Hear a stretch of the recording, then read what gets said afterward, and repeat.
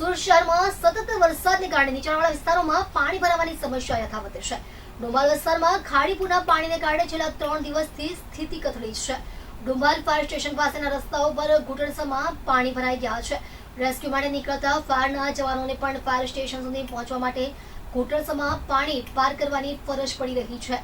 સૌથી ચોંકાવનારી વાત એ છે કે જે ફાયર જવાનો લોકોને રેસ્ક્યુ કરી રહ્યા છે તેમની ઓફિસમાં પણ પાણી ઘૂસી ગયા છે, જેના કારણે રાહત બચાવ કામગીરીમાં પણ મુશ્કેલીઓનો સામનો કરવો પડી રહ્યો છે।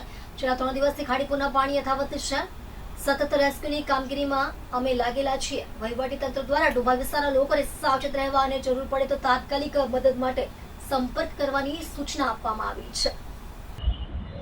મારું નામ મનોજ શુક્લા છે। હું ફાયર ઓફિસર ડુંબાલ ફાયર સ્ટેશન।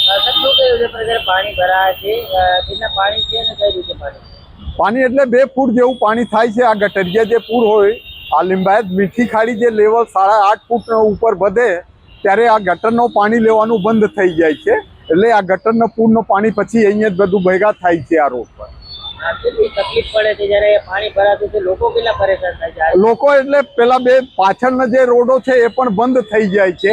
એક જ આ રોડ ચાલુ થાય છે તો એના ઉપર ઘણું બધું સાંજના સવારે ટ્રાફિક થાય છે। માર્કેટો ચાલુ હોય તેના ઉપર ઘણા તકલીફો થાય છે। કેટલા દિવસથી પાણી અત્યારે ભરાયા છે? આ 3 દિવસ છે। 3 દિવસથી 1.5-2 ફૂટ પાણી છે।